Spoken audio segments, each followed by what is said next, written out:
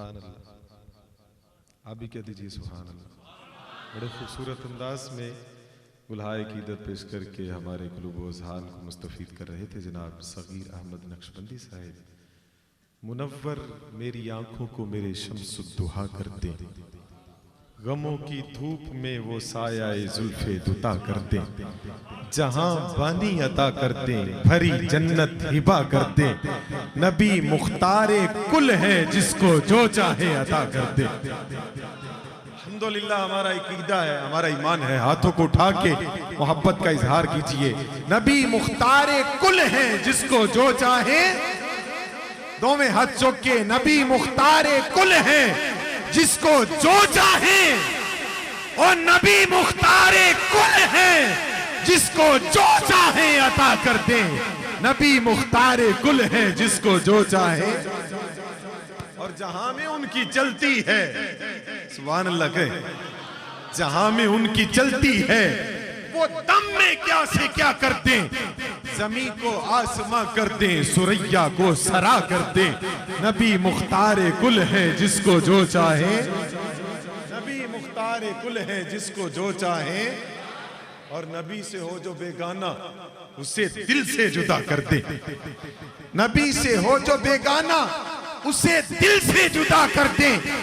पिदर मादर बिरादर मालो जान सब उन पर फिदा कर दे।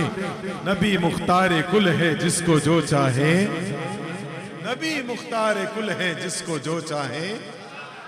नात आका को सुनाऊंगा लेकिन तुम लोग, शायर मुखातिब है उनसे जो नहीं मानते, ते नात आका को सुनाऊंगा लेकिन तुम लोग, जख्म दिल उनको दिखाऊंगा लेकिन तुम लोग, नात आका को सुनाऊंगा लेकिन तुम लोग, जख्म दिल उनको सुनाऊंगा, जख्म दिल उनको दिखाऊंगा लेकिन तुम लोग, और मैं शफाअत की सनद और किसी से क्यों मांगू, मैं शफाअत की सनद और किसी से क्यों मांगू, मैं मदीने से ही ले आऊंगा लेकिन तुम लोग को समझ आइए कि सुभान अल्लाह। और मैं शफाअत की सनद और किसी से क्यों मांगू, मैं मदीने से ही ले आऊंगा लेकिन तुम लोग, और तू कहां जाएगा तेरा तो ठिकाना ही नहीं। सुभान अल्लाह। आज की शब हुजूर गौसे पाक की बारगाह में मोहब्बतों का खराज पेश करने के लिए बैठे हैं। सुनिए, और अल्हम्दुलिल्लाह ये हमारा कमाल नहीं है कि हम आए, हुजूर गौसे पाक ने बुलाया, क्योंकि आपका फरमान है कोई उस वक्त तक मेरा नाम नहीं ले सकता जब तक मैं अब्दुल कादिर नहीं चाहता। तो कोई आ भी नहीं सकता, कोई भी अपनी मर्जी से नहीं आया। हुजूर गौसे पाक ने नजर करम फरमाई तो फिर आए। सुनिए, तू कहां जाएगा तेरा तो ठिकाना ही नहीं, तू कहां जाएगा तेरा तो ठिकाना ही नहीं, मैं तो बगदाद चला जाऊंगा लेकिन तुम लोग, तू कहां जाएगा, तू कहां जाएगा तेरा तो ठिकाना ही नहीं, मैं तो बगदाद चला जाऊंगा लेकिन तुम लोग। और इश्के सरकारे दो आलम के खनकते हुए सिक्के, इश्के सरकारे दो आलम के खनकते हुए सिक्के, मैं बरेलियो सरहंद से ही ले आऊंगा लेकिन तुम लोग, इश्के सरकारे दो आलम के खनकते हुए सिक्के, मैं बरेलियो सरहंद से ही ले आऊंगा लेकिन तुम लोग। ए खुशा किस्मत दरे महबूबे सुबहानी मिला, जिंदगी को आस्ताने शाहे जीलानी मिला, खैरे उम्मत में हुआ पैदा खुदा का शुक्र है, पीर भी मुझको मिला तो पीरे लासानी मिला। नहीं जरा हाथों चौके बाबा से बुलंद कहें सुभान अल्लाह। हर मुरीद का यही अकीदा होना चाहिए, मेरे पीर से बढ़ के और कोई नहीं। और अल्हम्दुलिल्लाह हमारे पीर वो हैं जिनको हम ही लासानी नहीं कहते, पूरा जमाना लासानी कहता है। खुशा किस्मत दरे महबूबे सुबहानी मिला, जिंदगी को आस्ताने शाहे जीलानी मिला, खैरे उम्मत में हुआ पैदा खुदा का शुक्र है, पीर भी मुझको मिला तो पीर लासानी मिला। और मेरी मिट्टी किस तरह बर्बाद हो सकती है जब खाके तैबा की हवा बगदाद का पानी मिला। इनके कर्म कुछ हद से ज्यादा साहिबे बगदाद करते हैं। इनका ईमान है, कहें सुभान अल्लाह। और कर्म कुछ हद से ज्यादा साहिबे बगदाद करते हैं, इसलिए हम दिल खोल कर वहां फरियाद करते हैं। और मुबारकबादियां आती हैं हमको आसमानों से, कुछ इस तरह से हम गौस को भी याद करते हैं। मरहबा रंग है क्या सबसे निराला तेरा, झूम उठा जिसने पिया वसल का प्याला तेरा। औलिया ढूंढते फिरते हैं उजाला तेरा, वाह क्या मर्तबा है गौस है बाला तेरा। ऊंचे ऊंचों के सरों से कदम आला तेरा, ऊंचे ऊंचों के सरों से कदम आला तेरा। अहबाब गिरामी कदर, इसी के साथ ही बड़ी मोहब्बतों के साथ मुल्तमिस हूं, दुनिया खिताबत का बड़ा अजीम नाम 92 चैनल पर भी आप मुतअद्दिद मर्तबा सुबह नूर प्रोग्राम में मुलाहिजा फरमाते रहते हैं, फरमाते रहे। बड़ी मोहब्बतों के साथ मुल्तमिस हूँ जनाब इज़्ज़तमाब हज़रत अल्लामा फ़हामा मौलाना प्रोफेसर डॉक्टर मोहम्मद बशारत सिद्दीक हज़ारवी साहिब, आप अपने नूरानी कलिमात से हमारे क़ुलूब व अज़हान को मुस्तफ़ीद फरमाते हैं। मोहब्बत के साथ बाआवाज़ बुलंद नारे का जवाब दीजिए, नारा तकबीर। दो में हाथ चुक के, किसी का हाथ नीचे ना रहे।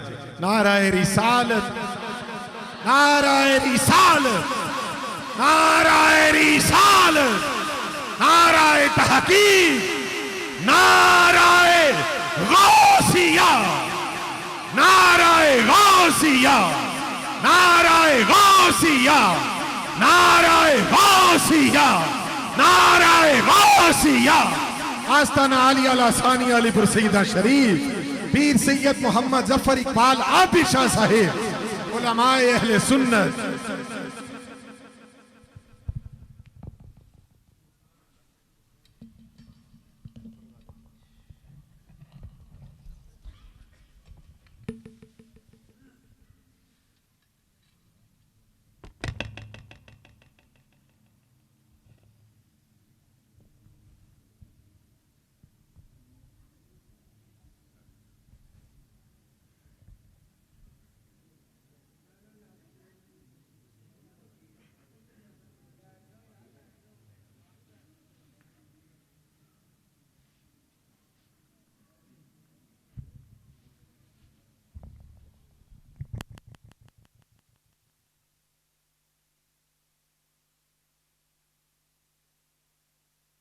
अम्माबादु फ़अऊज़ु बिल्लाहि मिनश्शैतानिर्रजीम बिस्मिल्लाहिर्रहमानिर्रहीम। क़ालल्लाहु तबारक व तआला फ़िल कलामिल मजीद वल फ़ुरक़ानिल हमीद, अल्लज़ीना आमनू व कानू यत्तक़ून, सदक़ल्लाहु मौलानल अज़ीम व सदक़ रसूलुहुन नबियुल करीम, व नहनु अला ज़ालिका लमिनश शाहिदीन व शाकिरीन, वल्हम्दुलिल्लाहि रब्बिल आलमीन। अस्सलातु वस्सलामु अलैका या रसूलल्लाह व अला आलिका व अस्हाबिका या हबीबल्लाह। अस्सलातु वस्सलामु अलैका या रसूलल्लाह व अला आलिका व अस्हाबिका या हबीबल्लाह। अस्सलातु वस्सलामु अलैका या रसूलल्लाह व अला आलिका व अस्हाबिका या हबीबल्लाह। अल्लाह रे क्या बारगाहे गौसे जली है, गर्दन को झुकाए हुए एक एक वली है। औलाद हसन आले हुसैन इब्ने अली है, बेशक शह बगदाद वली इब्ने वली है। हर गाम पे सजदे की तमन्ना है जबी को, हर गाम पे सजदे की तमन्ना है जबी को। ये किस कदर नाज है ये किसकी गली है, जो नूर है बगदाद की गलियों का उजाला, जो नूर है बगदाद की गलियों का उजाला। उस नूर की हर एक किरण मदीने से चली है।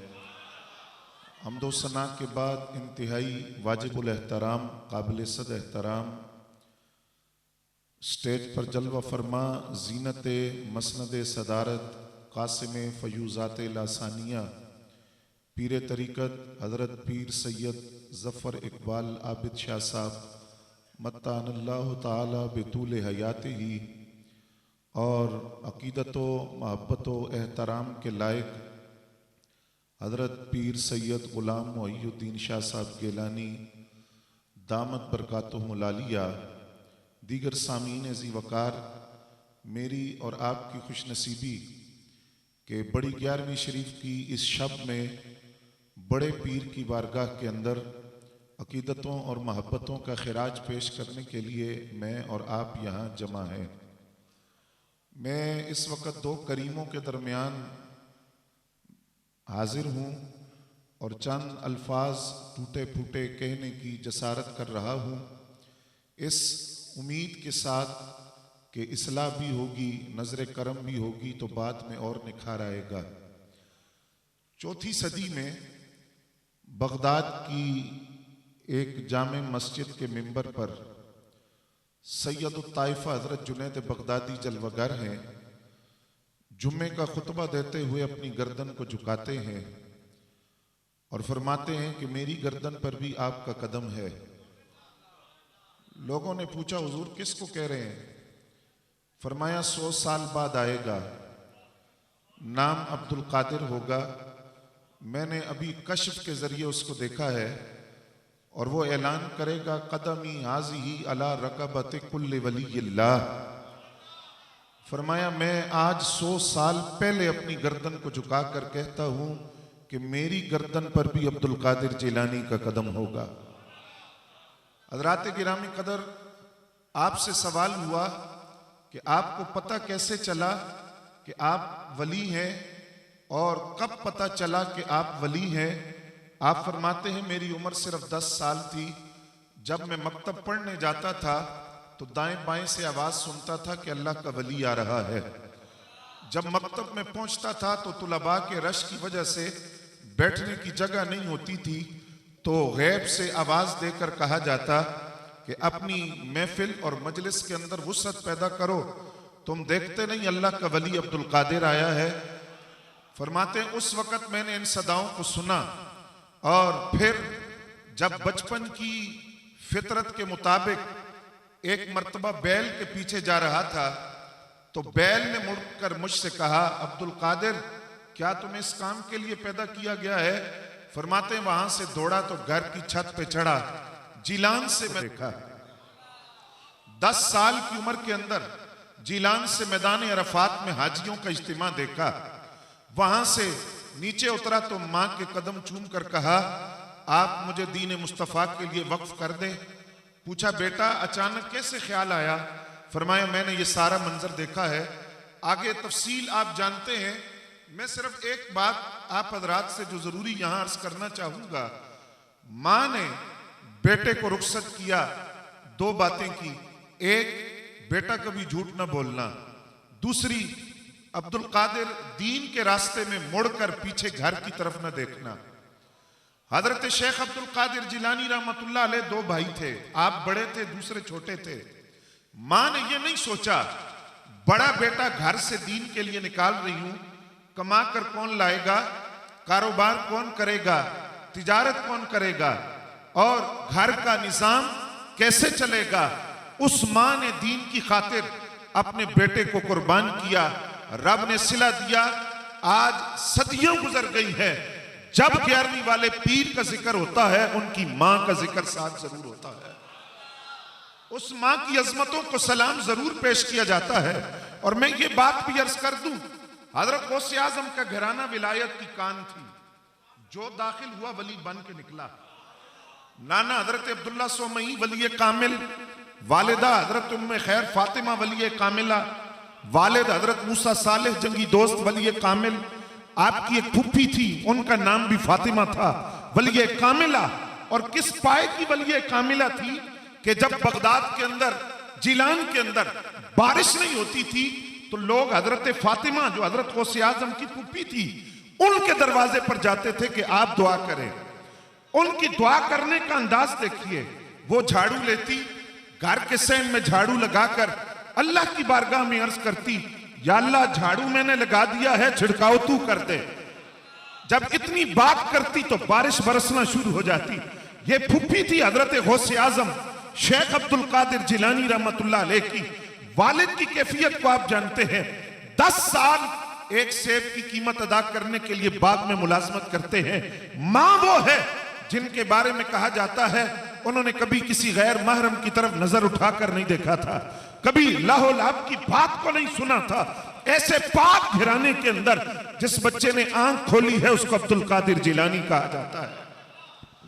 हजरत गौसे आजम से पूछा गया आप मकाम गौसियत तक कैसे पहुंचे? मैंने जितने औलिया की तारीख को पढ़ा हर एक की तारीख यूं ही नजर आई। मुश्किलात, मसाइब, इब्तिला का दौर देखा। फरमाते हैं अब्दुल कादिर गौसे आजम कैसे बना? 25 साल फरमाते हैं जंगलों में फिरता रहा।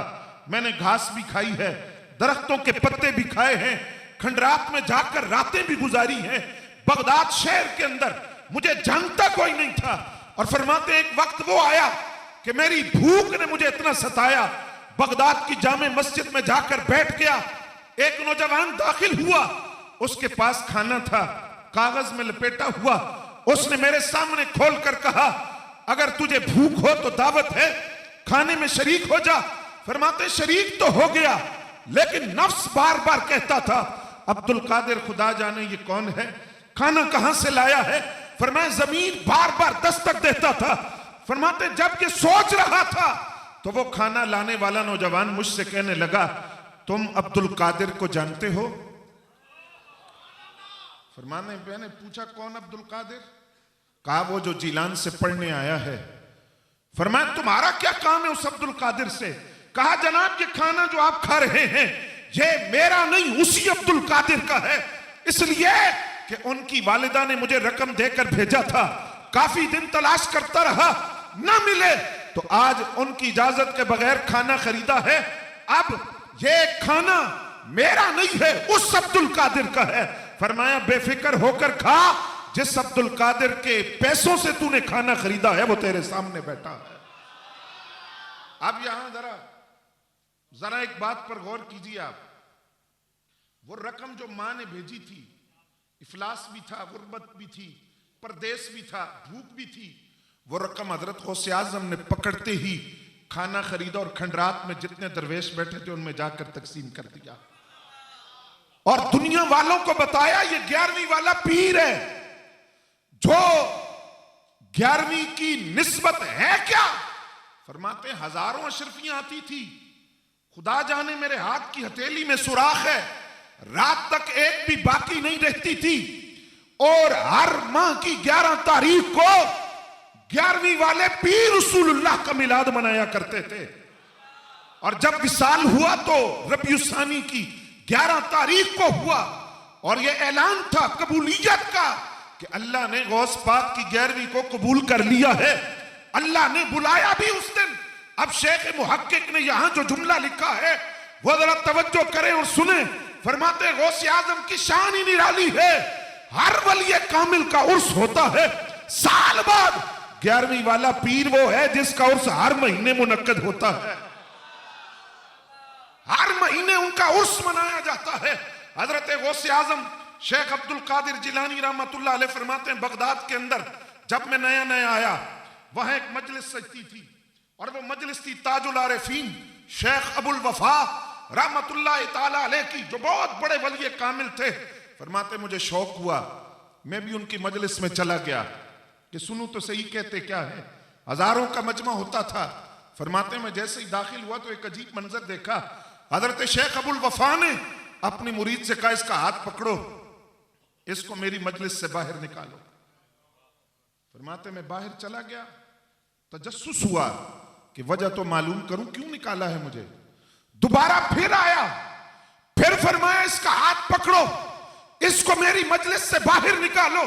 फरमाते मैं दोबारा चला गया, तीसरी मर्तबा फिर आया, फिर यही हुक्म मिला कि तुम्हें इजाजत नहीं मेरी मजलिस में आने की, बाहर निकल जाओ। फरमाते हजरत ताजुल आरिफीन के हुक्म पर मैं तीसरी मर्तबा भी चला गया, लेकिन चौथी मर्तबा फिर आया तो अब मंजर बदल गया। हजरत ताजुल आरिफीन मिंबर से नीचे उतरे, और उतरकर मुझे सीने से लगाया और अपने मुरीदों से कहा, कूमू लिवलियल्लाह, बैठे क्यों हो? देखते नहीं रब का वली आया है, उठकर खड़े हो जाओ, अल्लाह के वली का इस्तिकबाल करो। आप फरमाते हैं हजरत ताजुल आरिफीन ने मुझसे कहा, अब्दुल कादिर मैं तेरी इहानत नहीं कर रहा था, तौहीन मकसूद नहीं थी, मैं सिर्फ इसलिए 3 दफा बाहर निकाला था, जब चौथी मर्तबा तुम आओगे सारे लोगों की तवज्जो तुम्हारी तरफ होगी, फिर मैं लोगों को बताऊंगा कितना बड़ा वली कामिल मेरी मजलिस में आया है। फिर हजरत गौसे आजम से कहा, आज मेरा मुर्ग बोलता है, कल तेरा मुर्ग बोलेगा, और जब तेरा मुर्ग बोलेगा तो वो क़यामत तक बोलता रहेगा, वो खामोश नहीं होगा। इस बुनियाद पर 11वीं वाले पीर ने कहा, अफलत शमूसुल अव्वलीन व शम्सुना अबदन अला उफुकिल उला ला तगरुब। फरमाया पहलों के सूरज तो चढ़े थे, चढ़ के डूब गए, मेरा सूरज चढ़ेगा तो क़यामत तक चढ़ा रहेगा, कभी नहीं डूबेगा। अब इसी बात से मिलती हुई एक और बात भी अर्ज करूं। इमाम रब्बानी मुजद्दिद अल-फ़सानी हजरत शेख अहमद सरहंदी रहमतुल्लाह अलैह ने लिखी, और तफसीर मजरी के अंदर हजरत काजी सनाउल्लाह पानीपती रहमतुल्लाह अलैह ने सूरह आल इमरान की तफसीर में कुंतुम खैर उम्मत इनके तात लिखी। आप फरमाते हैं, हजरत मुजद्दिद पाक फरमाते हैं, फैजान नबूवत क़यामत तक सिद्दीक़ अकबर के दरवाजे पर है। क़यामत तक फैजान नबूवत ताजदार सदाकत की चौखट पर है, और फिजान विलायत क़यामत तक मौला अली के दरवाजे पर है। फरमाते हैं कुतुबियत कुबरा का मनसब ये मौला अली के पास था, और पहली उम्मतों में भी जो वली बना है वो मौला अली के तवस्सुल से बना है। तो सवाल हुआ कैसे? आपने फरमाया अली पाक वो हैं जो आलम अरवाह में भी विलायत तकसीम करते थे। तो पहली उम्मत में जो वली बना उनके तवस्सुल से बना, और इस उम्मत में जो वली बना वो मौला अली की मोहर से बना। अगली बात जो आपने की, आप फरमाते हैं फिर ये कुतुबियत कुबरा का मनसब आगे मुंतकिल होता रहा। अब मैं आपसे कहूंगा, आपने सुभान अल्लाह कहना है। फरमाते ये मनसब आया इमाम हसन पाक के पास, फिर इमाम अली मकाम के पास, फिर इमाम ज़ैनुल आबिदीन के पास, फिर इमाम बाकिर पाक के पास, फिर इमाम जाफर सादिक के पास, फिर इमाम मूसा काजिम के पास, फिर इमाम अली रजा के पास, फिर इमाम मोहम्मद तकी के पास, फिर इमाम अली नकी के पास, फिर इमाम हसन अस्करी के पास। इमाम हसन अस्करी जब दुनिया से गए तो आपने अपना सज्जादा और मुसल्ला अपने एक मुरीद से देकर कहा, बगदाद में एक नौजवान आएगा, नाम उसका अब्दुल कादिर होगा, ये मेरा मुसल्ला उनको देना और उनसे कहना कुतुबियत कुबरा का वो मनसब जो मौला अली से चला वो मैं उनके हवाले कर रहा हूं। फरमाया जब भी वो आ जाएं ये मुसल्ला उनको देना। हजरात गिरामी कदर, इमाम हसन अस्करी के विसाल को 200 साल का अरसा गुजर चुका था। 200 साल बाद जाकर हजरत गौसे आजम बगदाद में आए, मुसल्ला उनके हवाले किया गया, कुतुबियत कुबरा का मनसब उनके हवाले हुआ, जो आज भी 11वीं वाले पीर के पास है। लेकिन अगर आप तवज्जो करें तो जो बात मैं अर्ज करना चाहता हूं, 200 साल पहले इमाम हसन अस्करी कहें बगदाद में नौजवान आएगा, नाम अब्दुल कादिर होगा। इमाम हसन अस्करी को किसने बताया?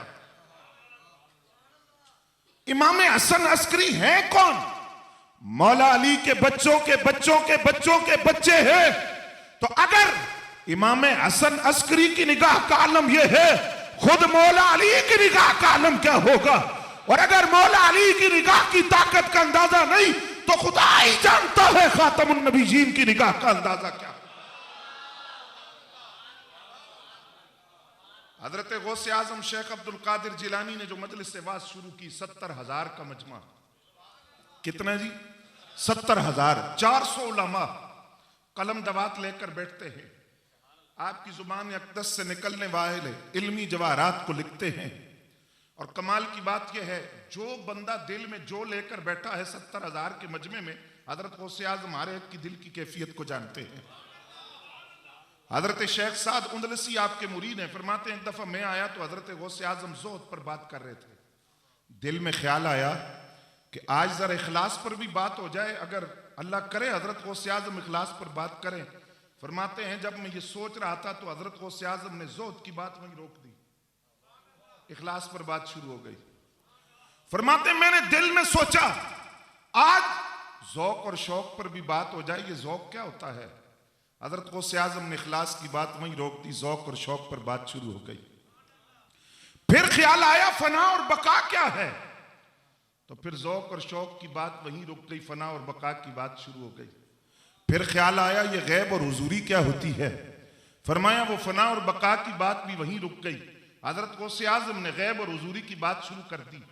बात करते करते मेरी तरफ मुतवज्जे होकर कहा हस्बु का या शेख, ए शेख इतना काफी है, और भी कुछ बयान करूं। हजरत शेख साद उंदलसी कहते मैंने अपना जुब्बा फाड़ दिया, जंगलों की तरफ दौड़ गया। तो मैंने कहा यहां जो दिल में सोचो उस पर भी गौसे आजम की निगाह है, सिर्फ जाहिर नहीं वो तो बातिन भी जानते हैं।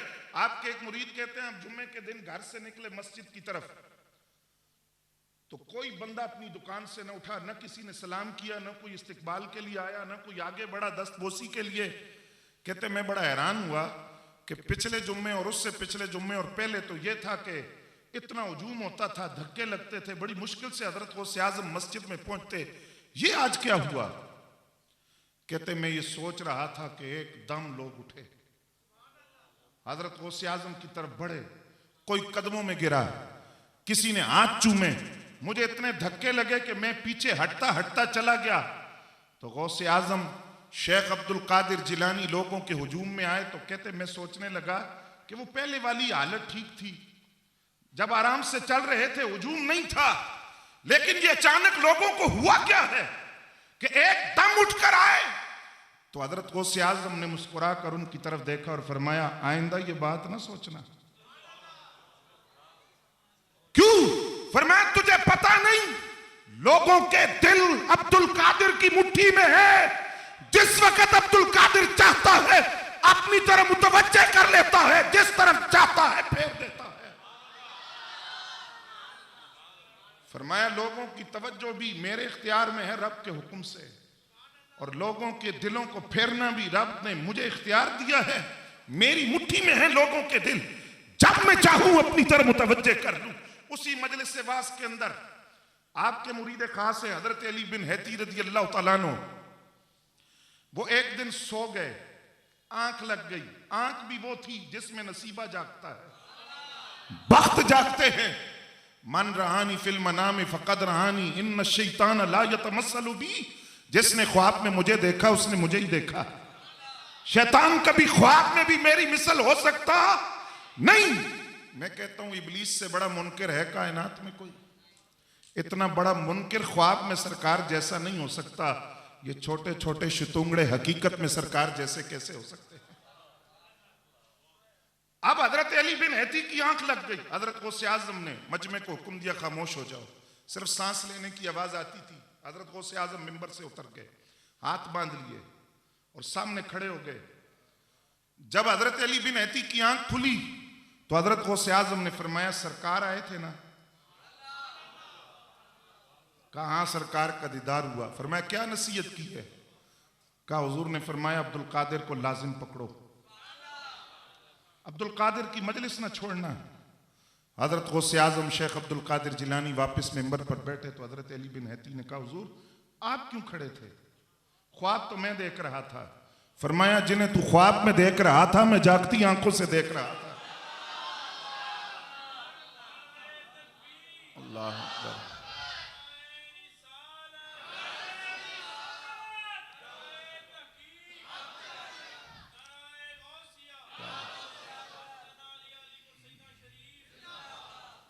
अच्छा हजरात यहां रुक कर एक बात आपसे यह भी अर्ज करूं।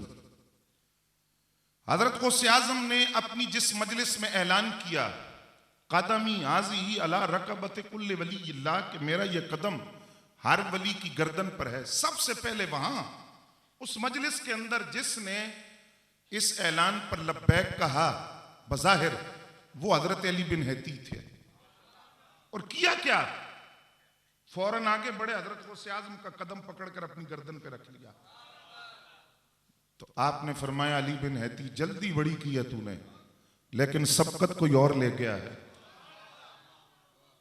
पहला नंबर किसी और का है। अर्ज के हुजूर सामने तो मैं बैठा हूं और सबसे पहले मैंने आपका कदम पकड़कर अपनी गर्दन पे रखा, तो सबकत कौन ले गया? फरमाया सबकत वो ले गया है जो खुरासान की पहाड़ियों में बैठा है और उसने वहां ऐलान सुनकर वदा रासहु अलल अर्द, उसने अपने सर को जमीन पर रखा, वकाला बल अला रासी, उसने कहा मेरी गर्दन ही नहीं मेरे सर पर भी अब्दुल कादिर का कदम है। अर्ज के हुजूर वो है कौन? फरमाया वो मोइनुद्दीन है जिसको गरीब नवाज के नाम से जमाना जानता है। फरमाया उसने जो मेरा अदब किया है, इस अदब की वजह से हिंदुस्तान की विलायत का ताज उसके सर पे रखा जाएगा। फरमाया वलियों का अदब कोई मामूली चीज है। अच्छा, यहां फिर सवाल ज़हन में आता है, हजरत गौसे आजम तो बोले थे बगदाद से, तो खुरासान में ख्वाजा गरीब नवाज ने कैसे सुन लिया? हजरत ख्वाजा गरीब नवाज ने जो जवाब दिया वो तो खुरासान की पहाड़ियों में बैठे थे, बगदाद कितने मील के फासले पर है, वो जवाब बगदाद तक कैसे आया? तो हजरात मैं कहता हूं इन अकल के अंदों को अगर अभी भी अकल ना आए, हजरात गिरामी कदर, अगर एक वली बोले बगदाद से, दूसरा सुने खुरासान की पहाड़ियों में, एक बोले खुरासान से दूसरा सुने बगदाद में, अगर एक वली खुरासान में बैठकर दूसरे वली की बगदाद से आने वाली आवाज को सुन सकता है, दूसरा वली बगदाद में बैठकर खुरासान से आने वाली गरीब नवाज की आवाज को सुन सकता है, गुलाम नबी पाकिस्तान से पुकारे तो मदीने वाले मदीने में क्यों नहीं सुन सकते?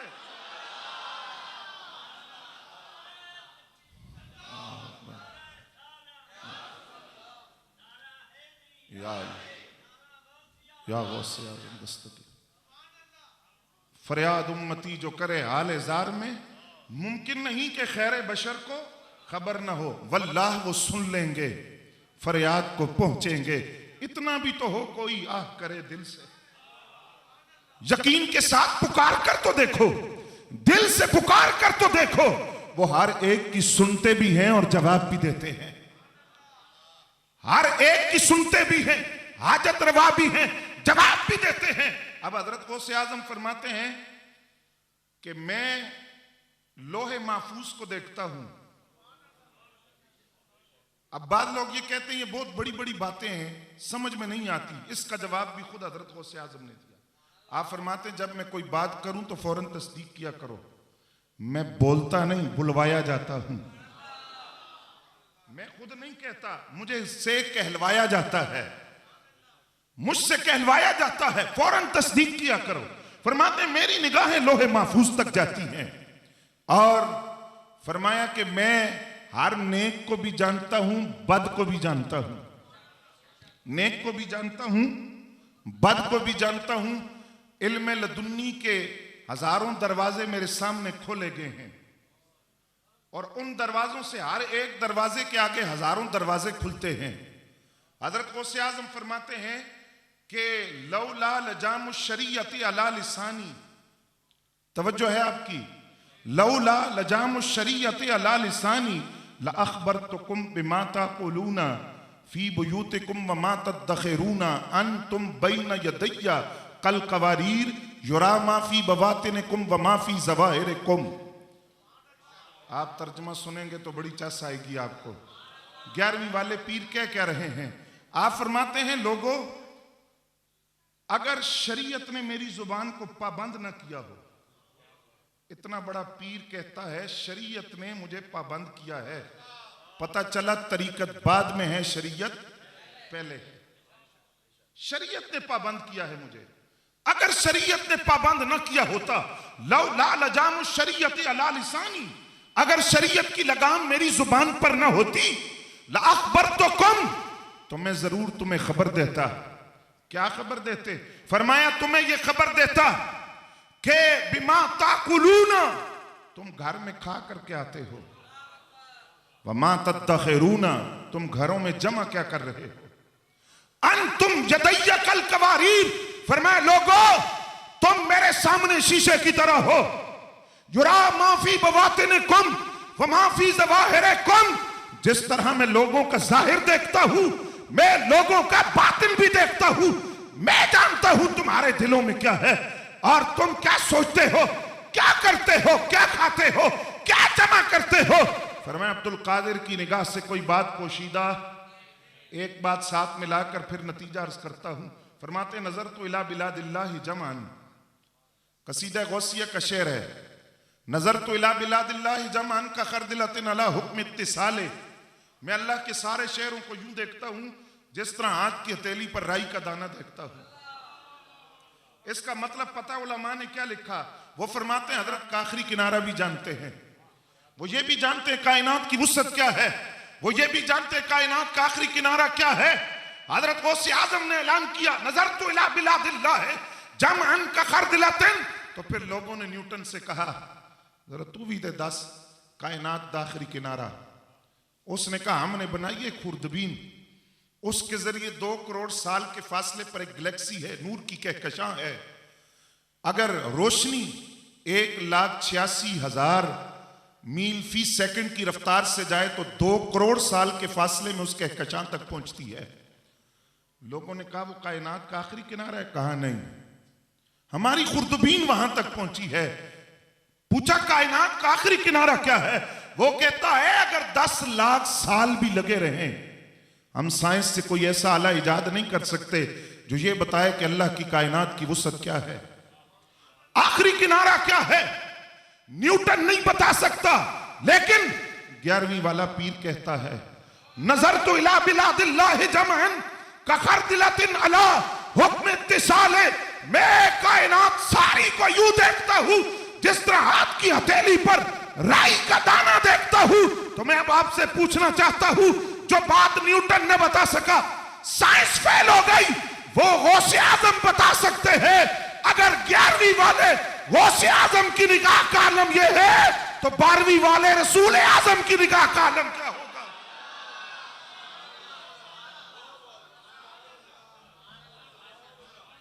क्योंकि गौसे आजम से ऊपर मकाम है ताबी का। किसका? ताबी का।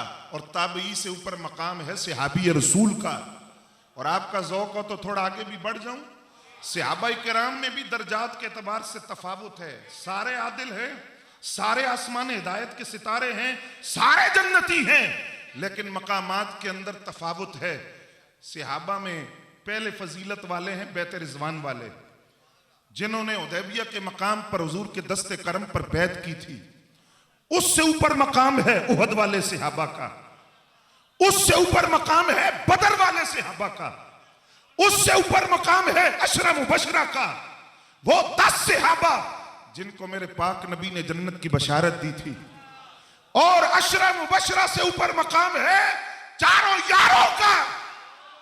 और चारों यारों में भी मेरे जिस नबी के यार को पूरी जमात सहाबा पर फजीलत हासिल है, और जब पूरी जमात सहाबा का इमाम और कायद है, चंद अकल के अंदर ना भी माने, पूरी उम्मत का इजमाउ है, वो सारे सहाबा पर फजीलत रखने वाले को सैयदना सिद्दीक अकबर कहा जाता है।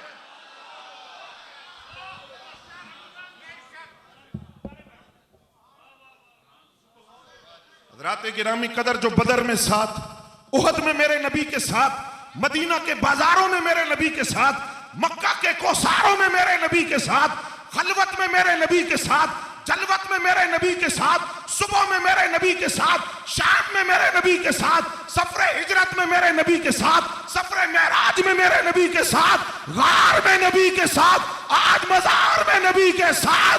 तो चंद अकल के अंदर ना भी माने तो आज भी रसूलुल्लाह ने अपने पहलू में लिटाया हुआ है।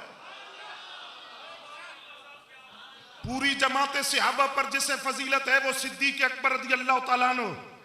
और सिद्दीक अकबर का मकाम जहां खत्म होता है वहां से मकाम नबूवत शुरू होता है। फिर मकाम नबूवत से आगे एक मकाम है, आप सोचेंगे वो क्या है, वो मकाम रिसालत है। मकाम रिसालत से आगे भी एक मकाम है, और वो मकाम है 313 उलुल आज़म रसूलों का मकाम। और फिर 313 उलुल आज़म रसूलों से आगे फिर एक ही हस्ती का मकाम है जिसको आमीना का लाल कहा जाता है। ये हजरत बायजीद बुस्तामी ने जब ये बयान किया ना, सिलसिला नक्शबंद के अजीम शेख जिनकी कब्र पर दाता साहब सवाली बनकर जाएं, और सैयद ताइफा हजरत जुनैद बगदादी रजी अल्लाह तआला अन्हु फरमाए बायजीद वो हैं फरिश्तों की मजलिस के अंदर जो मकाम जिब्रील का है, वलियों की मजलिस में वो मकाम बायजीद का है। तो मैं कहता हूं इस्लाम के जितने जर्नैल हैं तारीख उठाकर देखो कि किसी के पीछे मुजद्दिद अल-फिसानी खड़े हैं, किसी के पीछे हजरत गौसे आजम खड़े हैं, किसी के पीछे हजरत ख्वाजा गरीब नवाज खड़े हैं। इसलिए कि ये जितने जर्नैल थे रूहानी पावर के साथ मैदान में आकर लड़े हैं। सलाहुद्दीन अय्यूबी मुरीद थे हजरत गौसे आजम शेख अब्दुल कादिर जिलानी के साहबजादे के, और हजरत गौसे आजम का पैगाम सुनिए। आप फरमाते हैं लोगों अपने आप को अल्लाह के हवाले इस तरह कर दो जिस तरह मुर्दा अपने आप को गुस्ल देने वाले के हवाले कर देता है। गुस्ल देने वाला मुर्दे को उठाकर बिठाए तो बैठ जाता है, लिटाए तो लेट जाता है, दाईं करवट लिटाए तो दाईं करवट चला जाता है, बाईं पहलू पर लिटाए तो बाईं पहलू पर आ जाता है। फरमाया इस तरह रब के हवाले कर दो अपने नफ्स को, मर्जी को, ख्वाहिशात को, अल्लाह की मर्जी के ताबे कर दो। और फिर फरमाया लोगों ये बाजार है दुनिया, यहां झूठ की दुकानें भी खुली हैं, मकर की दुकानें भी हैं, फरेब भी है, कीना भी है, हसद भी है, शराब की दुकानें भी खुली हैं, लेकिन दूसरी तरफ सच का सौदा भी बिक रहा है, नेकी की दुकानें भी है। फरमाया लोगों दुनिया के इस बाजार से सोच समझ कर सौदा खरीदना, वो सौदा खरीदना जो आखिर में तुम्हें नफा दे सके, वो तिजारत करना जिस पर तुम्हें रब की तरफ से नफा मिल सके। हजरत गौसे आजम के दौर में गवैया था, वली दिलों की दुनिया कैसे बदलते हैं। गवैया था, 70 साल उसने गाने गाए। कितना अरसा?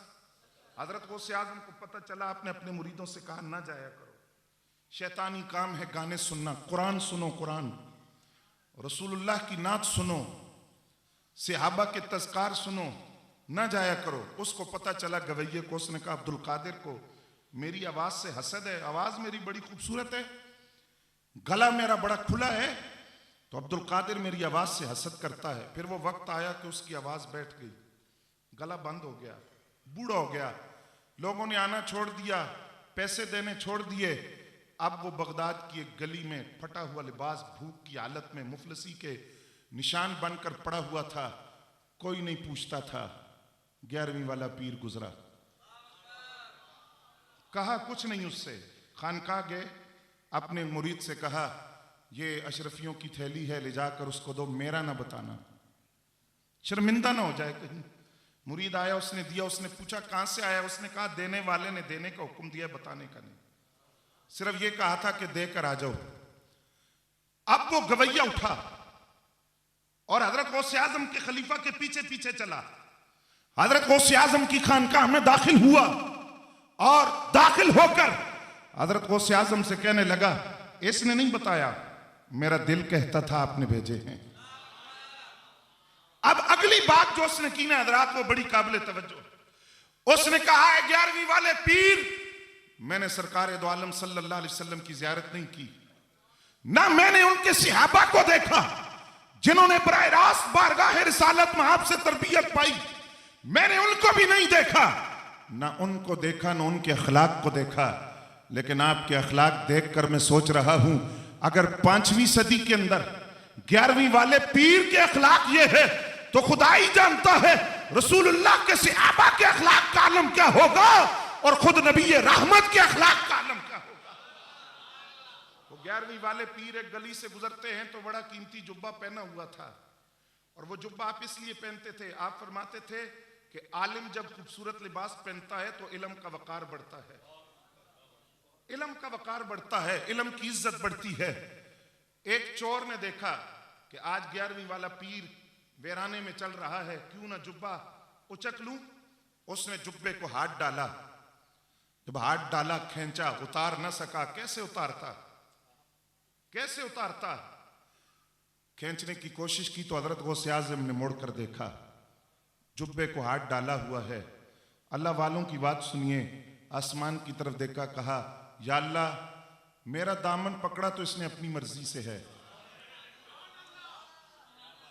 अब अब्दुल कादिर की मर्जी है कि क़यामत तक छूटे ना। पकड़ा अपनी मर्जी से है, मेरी मर्जी यह है क़यामत तक के दामन छूटना नहीं चाहिए। कदमों में गिरा, वली बनकर उठा। तो गौसे आजम की खानका तो विलायत की कान थी।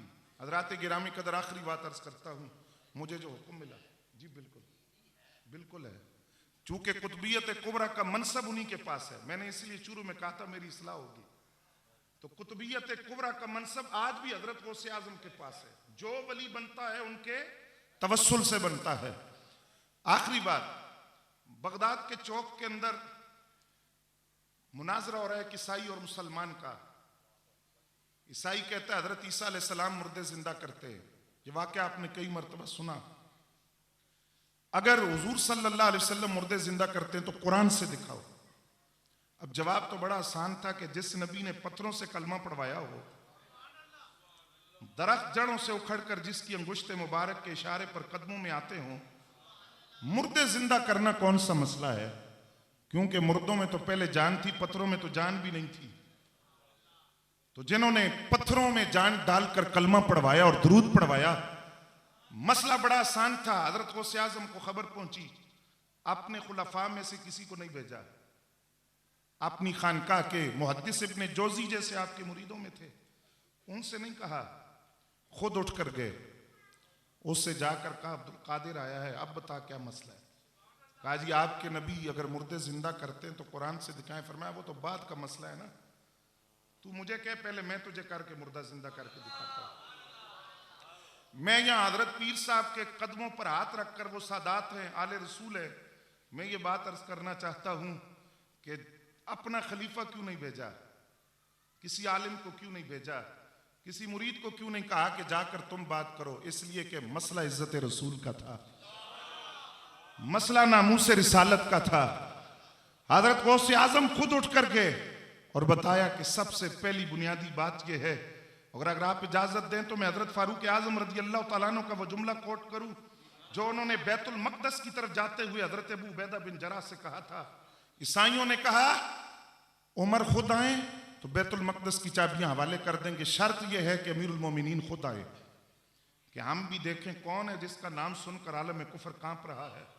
आधी दुनिया पर जिसने इस्लाम का झंडा लहराया, बंदे दो सवारी एक, 22 लाख मुरब्बा मील के हुक्मरान का 2 आदमियों का काफिला चला। गुलाम से कहा कभी तू बैठेगा तो कभी मैं बैठांगा, जो थकेगा वो सवारी पर बैठेगा। काफिला चला, ईसाई पादरियों के सामने पहुंचा तो गुलाम ने कहा हुजूर बारी तो मेरी है, लेकिन ऐसा ना हो कि ये पादरी कहीं मुझे अमीरुल मोमिनीन ना समझते फिरें, तो आप बैठ जाए, मैं अपनी बारी आपको देता हूं। आपने फरमाया उमर, उमर उसकी अदालत और इंसाफ इजाजत नहीं देता बारी किसी की हो और उमर सवारी पर बैठ जाए। फरमाया वो जो मर्जी समझे, बारी तेरी है तो बैठेगा भी तू। अब जब फलस्तीन की तरफ आ रहे थे ना, तो रास्ते में शाम आता है। शाम की सरहदों पर हजरत अबू उबैदा बिन अल जराह अमीनुल उम्मा रज़ी अल्लाह तआला अन्हु खड़े थे। कहा उमर, बड़े बड़े पादरी आपके चेहरे की एक झलक देखने के लिए बेताब हैं, आपसे एक रिक्वेस्ट है। फरमाया बोलो। लिबास बदल लें, लिबास बदल लें। क्यों? कहा उमर 22 लाख मुरब्बा मील का हुक्मरान और जगह जगह पैमद लगे हुए, फटा हुआ लिबास, जब आप उनके सामने जाएंगे, उन्होंने आपको देखा नहीं हुआ तो वो क्या सोचेंगे? हजरत अबू उबैदा बिन जराह का हाथ पकड़कर फारूक आजम रज़ी अल्लाह तआला अन्हु ने पूरी उम्मत को एक पैगाम दिया। आपने फरमाया अबू उबैदा बिन जराह रज़ी अल्लाह तआला अन्हु, आप भी ये बात याद रखें और आपके तवस्सुल से क़यामत तक आने वाला मेरे नबी का हर गुलाम ये बात याद रखे। आप मुझे कहते हैं मैं लिबास बदल लूं, उमर को कपड़ों की कमी नहीं है, उमर मदीने से चला था तो कीमती जुब्बा पहनकर चल सकता था, लेकिन उमर इसी फटे हुए लिबास के साथ ईसाई पादरियों के सामने जाएगा, क्योंकि उमर उनको बताना चाहता है उमर की इज्जत उमर के कपड़ों से नहीं है, उमर की इज्जत रसूलुल्लाह की गुलामी की वजह से। उमर की इज्जत निस्बत मुस्तफ़ा सल्लल्लाहु अलैहि वसल्लम की वजह से है। हमें उस मर्द कलंदर ने समझाया जो बैठता तो व्हील चेयर पर था। वो सारी जिंदगी यही कहता रहा, लोगों इज्जत कपड़ों में नहीं है, इज्जत अरबों रुपए की मालियत की गाड़ियों में नहीं है, इज्जत कारखानों में नहीं है, इज्जत फैक्ट्रियों के मालिक होने में नहीं है। इज्जत इसमें है कि हुजूर से वफा करो, जमाना तुमसे वफा करेगा। हुजूर की इज्जत के पहरेदार बनो, जमाना तुम्हें झुक झुक कर सलाम करेगा।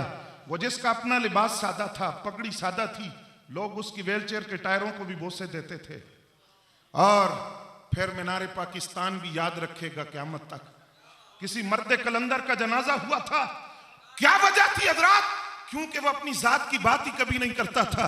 वो बस यही कहता था, हुजूर से वफा करो, हुजूर की इज्जत के चौकीदार बन जाओ, जमाना तुमसे वफा करेगा। कि मोहम्मद से वफा तूने तो हम तेरे हैं, ये जहां चीज है क्या, लोहो कलम तेरे हैं। और अगली बात सुने, हजरत गौसे आजम ने कदम की ठोकर मारी। लोग कहते हैं कब्र पे नहीं, जमीन पे मारी थी। जमीन पर ठोकर मारकर कहा कुम बिइज़्निल्लाह। कब्र फटी, मुर्दा जिंदा होकर खड़ा हुआ। आपने ये वाक्य सुना है, बताइए वो मुर्दा जो कब्र से निकला था वो क्या कर रहा था? सारंगी बजा रहा था, गवैया था, मेरासी था। हुजूर सल्लल्लाहु अलैहि वसल्लम ने फरमाया जो जिस हालत में मरता है क़यामत तक उसी हालत में रहेगा, और कब्र से निकलेगा उसी हालत में। रिश्वत पकड़ते हुए मरा तो इसी हालत में रहेगा, शराब पीते हुए, बदकारी करते हुए। तो मैं कहता हूं सुनियो, अपनी किस्मत पे नाज करो। हमारी जुबानों पर रब्बे कायनात ने अपने हबीब का विर्द यूं जारी किया है, कभी दाता दाता की सदाएं, कभी फरीद फरीद के नारे, कभी ख्वाजा ख्वाजा की सदाएं, और फिर जुबान हमेशा हमारी तर रहती है या रसूल अल्लाह के नारों से। बस दुआ मांगे रब इसी नारे पर मौत दे दे, कल मैदान हशर के अंदर आए, क़यामत के दिन कब्रें फटे तो लब्बैक या रसूल अल्लाह का नारा लगाते हुए कब्रों से निकल कर खड़े हो। वमा अलैना इल्लल बलाग।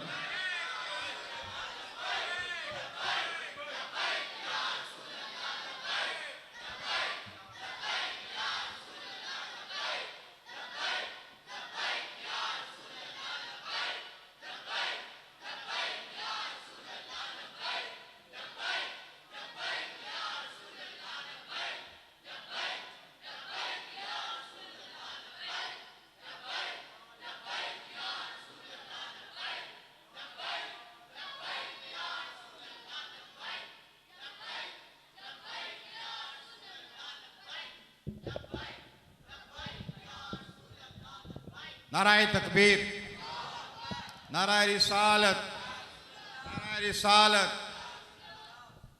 अब आपके सामने वो हफ़ाज़े किराम जिन्होंने इस मदरसे में कुरान पाक हिफ्ज़ किया, उनकी दस्तारबंदी पे लालन फरमाते हैं, फ़ाज़ दी जाती हैं। तो इसके लिए मैं हफ़ाज़े किराम के नाम बोलता हूँ, ज़रा जल्दी जल्दी करीब करीब आ जाएँ। हफ़ाज़े किराम जो हैं जिन्होंने हिफ्ज़ किया है,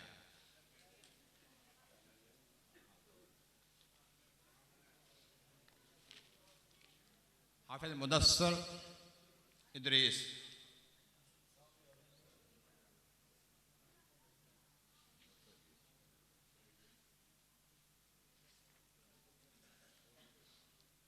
जी हाफिज़ मोहम्मद आज़म भी साथ आ जाए इसके पीछे।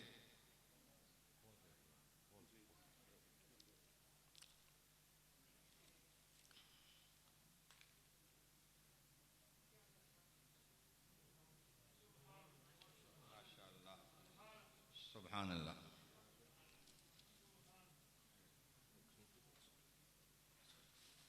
आप साहब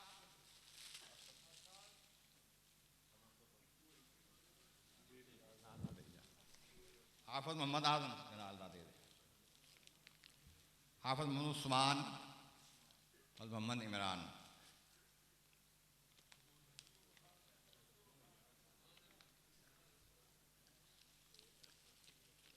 हाफिज़ मोहम्मद समीउल्लाह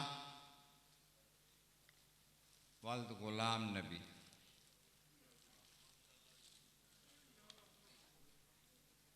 हाफिज़ अली रज़ा वल तालिब हुसैन।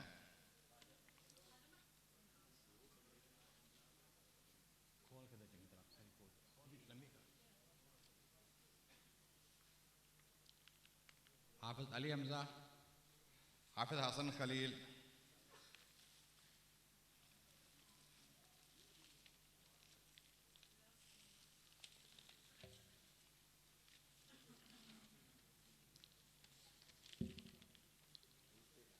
हाफिज सैयद मतीन शाह,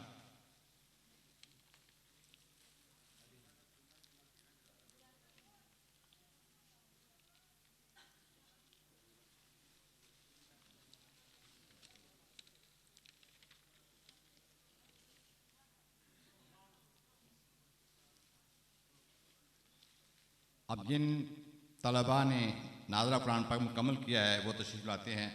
अज़ीज़ जमील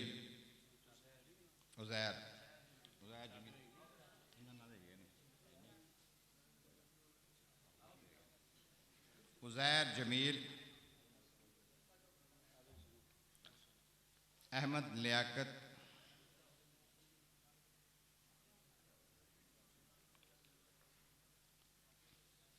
हसन जावेद, ताहिर यूसुफ, मोहम्मद हमजा, देखिए नंबर, मोहम्मद फैसल,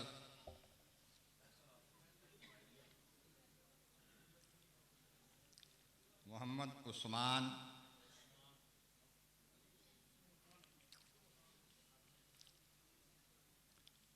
मोहम्मद इकबाल,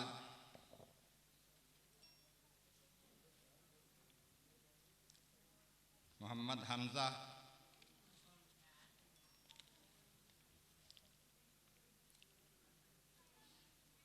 मोहम्मद मुकर्रम,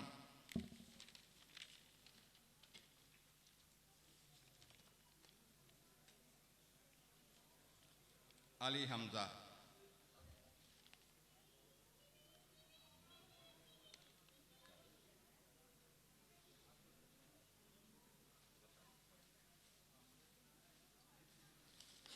इनके उस्ताद मोहतरम कारी गुलाम नबी साहिब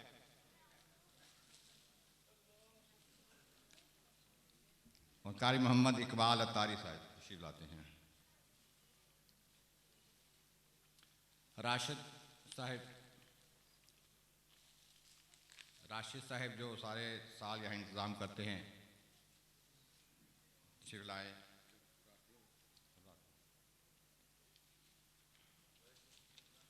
ये कुछ तालिबात जिन्होंने कुरान पाक हिफ्ज़ किया है और तर्जुमा कुरान पाक मुकम्मल पढ़ा है, तर्जुमा तफसीर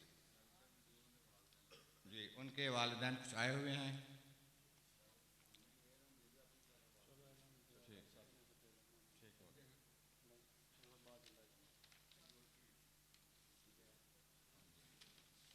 वो क़िबला आलम की खिदमत में और मोहतरम मुकाम क़िबला दुरानी साहब की खिदमत में ये तोहफ़ा पेश करने हैं। मुस्तफ़ा जाने रहमत पे लाखों सलाम, शमाए बज़ में हिदायत पे लाखों सलाम, शमाए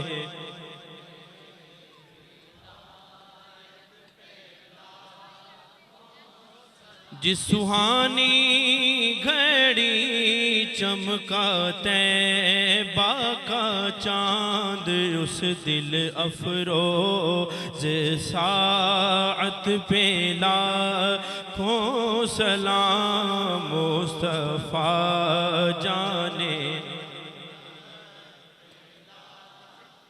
गौसे आज़म इमाम तो कावनों का, गौसे आज़म इमाम तो कावनों का, जलवाए शाने कुदरत पे लाखों। ए खुदा के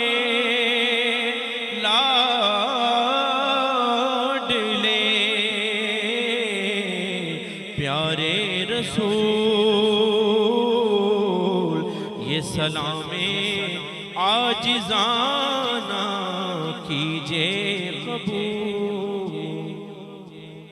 आप बैठ जाएं, एक दफ़ा मुशीफ पढ़ें, 3 बार गुलशीफ पढ़ें या बार गुलशीफ पढ़ें, हम दुआ फरमाते हैं।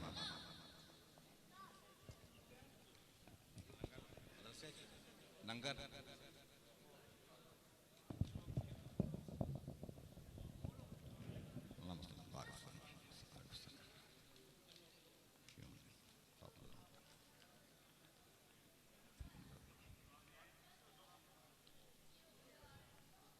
आमीन।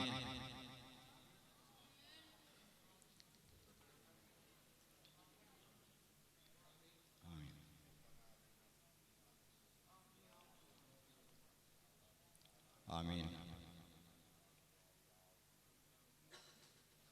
आमीन आमीन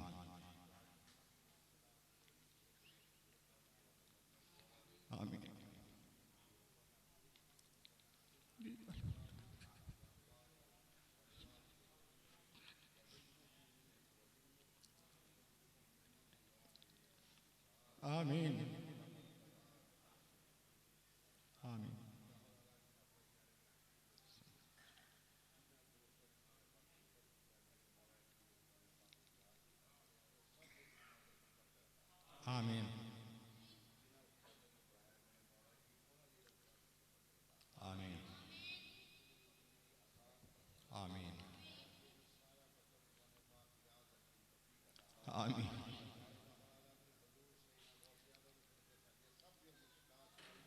आमीन